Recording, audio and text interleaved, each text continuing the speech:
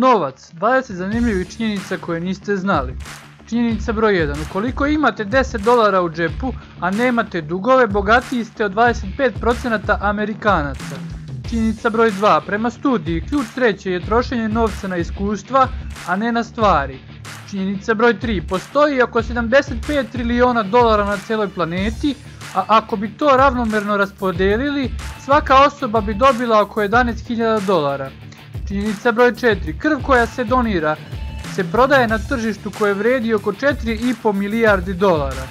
Činjenica broj 5. Najskuplji objekat koji je ikada napravljen je Međunarodna svemirska stanica i vredi $150 milijardi.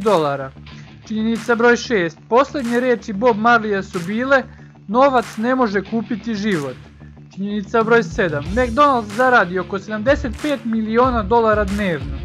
Činjenica broj 8. Apple zaradi $300.000 za 1 minut. Činjenica broj 9. Samo jedna od 20 najbogatijih žena na svetu nije nasledila novac od muža ili oca. Činjenica broj 10. Kralj droge Pablo Escobar je imao toliko novca da su mu pacovi pojeli $1 milijardu svake godine. Činjenica broj 11. Ukoliko bi trošio $1 milion dnevno, Bill Gatesu bi bilo potrebno 218 godina da potroši sav svoj novac. Činjenica broj 12.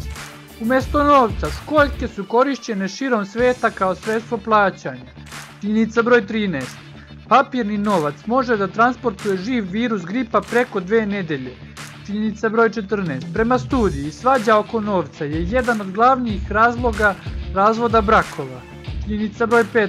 Amerikanci potroše više novca na kućne ljubimce godišnje nego što Nemačka potroši na sopstvenu vojsku. Činjenica broj 16. Bogati ljudi u Firenci danas su iste familije koje su bile bogate pre 600 godina. Činjenica broj 17. Razmišljanje o novcu vas čini odlučnijim i fokusiranijim, ali manje osjetljivijim na potrebe i osjećanja drugih ljudi.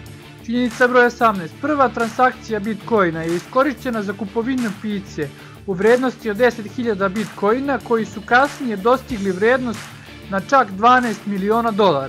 Činjenica broj 19.